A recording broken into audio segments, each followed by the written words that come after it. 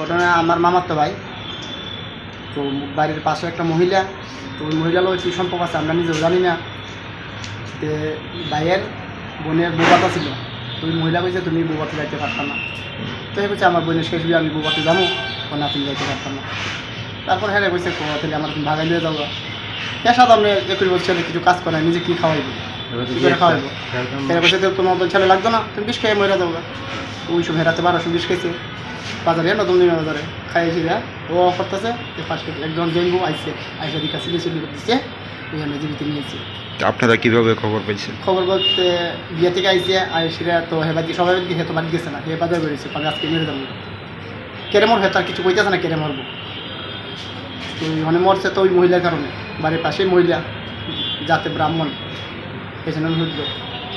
তো এই মহিলার সঙ্গে কিভাবে পরিচয় হয়েছে? এটা আগে থেকে মনে পরিচিত, তো আমরা জানতাম না, এও তো কইতো না আমরা। এটা তো মোবাইলে যুগ, আমরা কইতে পারি না। আপনারা পাশের বাড়ি? আসলে আমাদের পাড়া মামার তো ভাই। মহিলা কি বিবাহিত? বিবাহিত। ছেলে মেয়ে আছে? মেয়ে একটা 2 বছর 2.5 বছর। আচ্ছা, এই মহিলার মানে সঙ্গে যে আপনার ভাইয়ের মানে সম্পর্ক আসলো, ওনার জামাই জানতো নি বিষয়টা? মহিলা জামাই জামাই তো তারা বলতে আমরা কিচ্ছু জানতাম না এই ব্যাপারে, পান্ডবের ব্যাপারে কিচ্ছু জানতাম না। সেই দিন মানে কি বিষয় নিয়ে ঝগড়া হয়েছিল?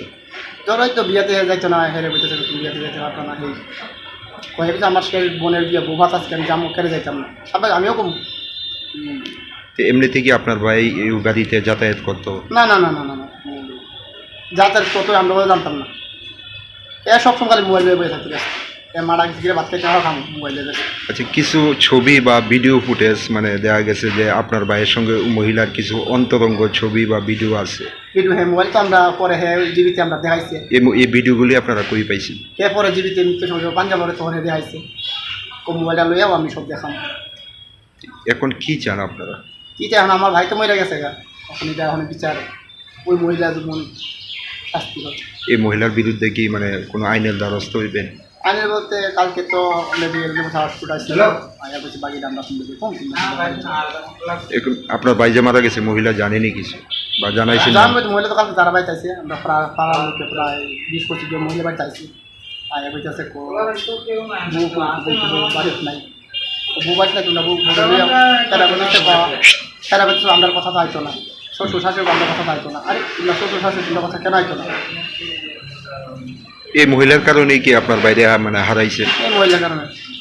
এখন আপনি ভাই হিসাবে কি দাবি চান?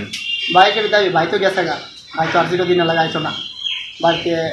ভাইয়ের মাও একটা পাগলের মতন, বোন একটা, তারা আমার কিছু। আপনার ভাইয়ের নাম কি? অভিজিৎ সরকার। বয়স কত? 21। বাড়ি কোন জায়গায়? জমজমি। কি করতো এমনিতে? এমনিতে কিচ্ছু না, এমনিতে ঘোরাঘুরি করতো। এই যে মহিলাটার সঙ্গে মানে পরিচয় বা সম্পর্ক কতদিন হয়েছে আপনারা জানেন? যেহেতু যারা জানি, যখন ওই বিষ খাইছে ওই তখন আমরা জানি। এর আগে আপনারা না না, জানেন? এর আগে কেউ আমরা এইসব কেউ জানতাম না। মোবাইলে তো একটু চুপচাপ করে কথা বল, এটা কেউ আর জানে না। মোবাইলে কোন সময় মেসেজ করে, হয়তো আমরা দেখাইছি মোবাইলে মেসেজ, প্রচণ্ড মেসেজ পড়নের মতন। অভিজিতের বাড়িতে কে কে আছে? বাড়িতে মা আছে বিধবা, বোন একটা আছে ছোটো।